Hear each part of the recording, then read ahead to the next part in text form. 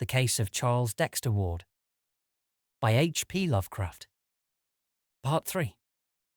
A Search and an Evocation. Chapter 4. It was toward May when Dr. Wilett, at the request of the senior ward, and fortified with all the Curwen data which the family had gleaned from Charles in his non-secretive days, talked with the young man. The interview was of little value or conclusiveness, for Wilett felt at every moment that Charles was thoroughly master of himself and in touch with matters of real importance, but it at least forced the secretive youth to offer some rational explanation of his recent demeanor. Of a pallid, impassive type, not easily showing embarrassment, Ward seemed quite ready to discuss his pursuits, though not to reveal their object. He stated that the papers of his ancestor had contained some remarkable secrets of early scientific knowledge, for the most part in cipher, of an apparent scope comparable only to the discoveries of Friar Bacon, and perhaps surpassing even those. They were, however, meaningless except when correlated with a body of learning now wholly obsolete, so that their immediate presentation to a world equipped only with modern science would rob them of all impressiveness and dramatic significance. To take their vivid place in the history of human thought, they must first be correlated by one familiar with the background out of which they evolved, and to this task of correlation Ward was now devoting himself. He was seeking to acquire as fast as possible those neglected arts of old which a true interpreter of the Curwen data must possess, and hoped in time to make a full announcement and presentation of the utmost interest to mankind and to the world of thought. Not even Einstein, he declared, could more profoundly revolutionize the current conception of things. As to his graveyard search, whose object he freely admitted, but the details of whose progress he did not relate, he said he had reason to think that Joseph Curwen's mutilated headstone bore certain mystic symbols, carved from directions in his will and ignorantly spared by those who had effaced the name, which were absolutely essential to the final solution of his cryptic system. Curwen, he believed, had wished to guard his secret with care, and had consequently distributed the data in an exceedingly curious fashion.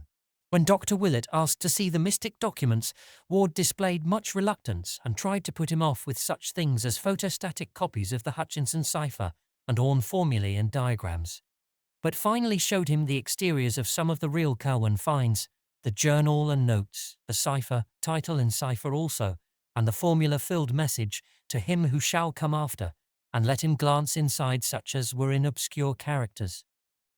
He also opened the diary at a page carefully selected for its innocuousness and gave Wilett a glimpse of Curwen's connected handwriting in English.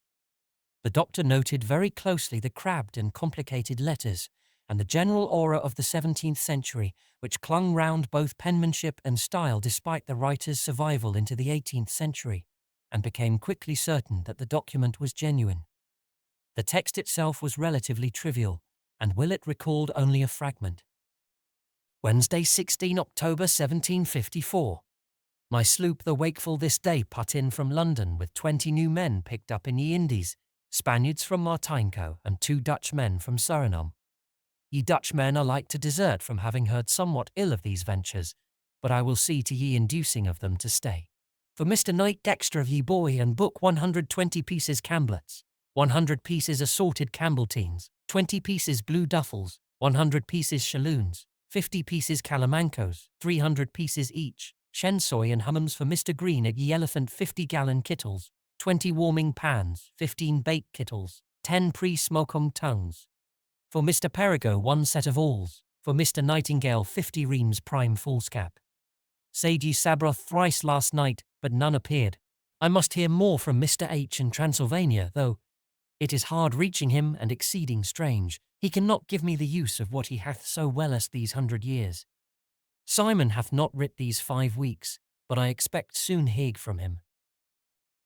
When upon reaching this point Dr. Wilett turned the leaf, he was quickly checked by Ward, who almost snatched the book from his grasp. All that the doctor had a chance to see on the newly opened page was a brief pair of sentences, but these, strangely enough, lingered tenaciously in his memory. They ran: Ye verse from Liber Damnatus being spoke 5th Rood Masses and 4th Hallows Eves, I am hopeful ye thing is breeding outside ye spheres. It will draw one who is to come, if I can make sure he shall be, and he shall think on past things and look back through all ye years, against ye which I must have ready ye salts or that to make 'em with.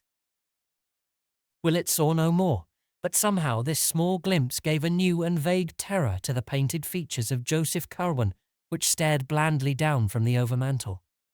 Ever after that he entertained the odd fancy, which his medical skill of course assured him was only a fancy, that the eyes of the portrait had a sort of wish, if not an actual tendency, to follow young Charles Ward as he moved about the room.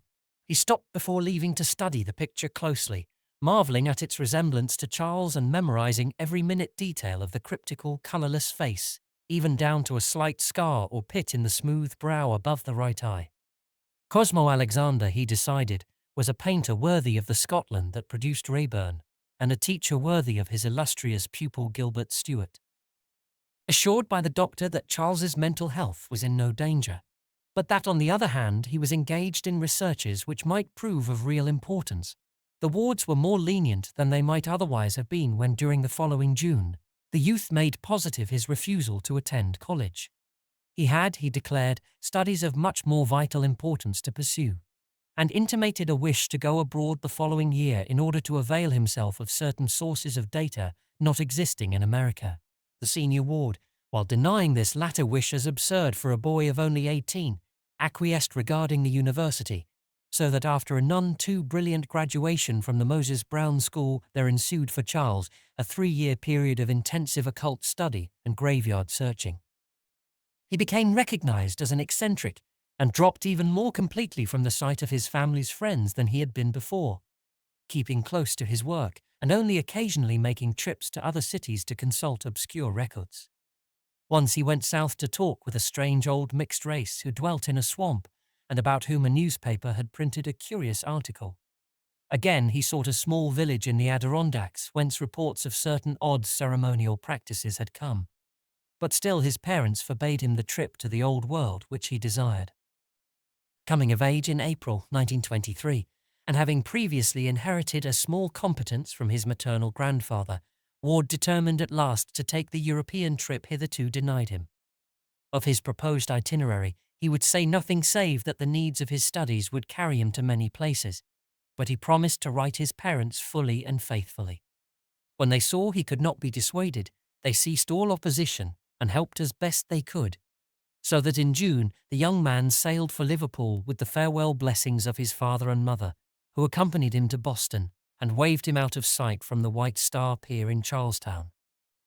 Letters soon told of his safe arrival and of his securing good quarters in Great Russell Street, London, where he proposed to stay, shunning all family friends, till he had exhausted the resources of the British Museum in a certain direction. Of his daily life he wrote but little, for there was little to write. Study and experiment consumed all his time, and he mentioned a laboratory which he had established in one of his rooms. But he said nothing of antiquarian rambles in the glamorous old city, with its luring skyline of ancient domes and steeples, and its tangles of roads and alleys whose mystic convolutions and sudden vistas alternately beckon and surprise, was taken by his parents as a good index of the degree to which his new interests had engrossed his mind. In June 1924, a brief note told of his departure for Paris, to which he had before made 1 or 2 flying trips for material in the Bibliothèque Nationale. For 3 months thereafter he sent only postal cards, giving an address in the Rue Saint-Jacques and referring to a special search among rare manuscripts in the library of an unnamed private collector. He avoided acquaintances, and no tourists brought back reports of having seen him. Then came a silence, and in October the Wards received a picture card from Prague, Czechoslovakia, stating that Charles was in that ancient town for the purpose of conferring with a certain very aged man supposed to be the last living possessor of some very curious medieval information. He gave an address in the Neustadt and announced no move till the following January, when he dropped several cards from Vienna telling of his passage through that city on the way toward a more easterly region whither one of his correspondents and fellow delvers into the occult had invited him. The next card was from Klausenberg in Transylvania, and told of Ward's progress toward his destination. He was going to visit a Baron Ferenczi, whose estate lay in the mountains east of Rackus, and was to be addressed at Rackus in the care of that nobleman. Another card from Rackus a week later, saying that his host's carriage had met him, and that he was leaving the village for the mountains, was his last message for a considerable time. Indeed, he did not reply to his parents' frequent letters until May, when he wrote to discourage the plan of his mother for a meeting in London, Paris, or Rome during the summer, when the elder wards were planning to travel in Europe. His researches, he said, were such that he could not leave his present quarters, while the situation of Baron Ferenczi's castle did not favour visits. It was on a crag in the dark wooded mountains, and the region was so shunned by the country folk that normal people could not help feeling ill at ease. Moreover, the Baron was not a person likely to appeal to correct and conservative New England gentlefolk. His aspect and manners had idiosyncrasies, and his age was so great as to be disquieting. It would be better, Charles said, if his parents would wait for his return to Providence, which could scarcely be far distant. That return did not, however, take place until May 1926, when after a few heralding cards, the young wanderer quietly slipped into New York on the Homeric and traversed the long miles to Providence by motor coach, eagerly drinking in the green rolling hills, the fragrant, blossoming orchards, and the white-steepled towns of Vernal, Connecticut. His first taste of ancient New England in nearly 4 years. When the coach crossed the Pawcatuck and entered Rhode Island amidst the fairy goldenness of a late spring afternoon, his heart beat with quickened force, and the entry to Providence along Reservoir and Elmwood avenues was a breathless and wonderful thing despite the depths of forbidden lore to which he had delved.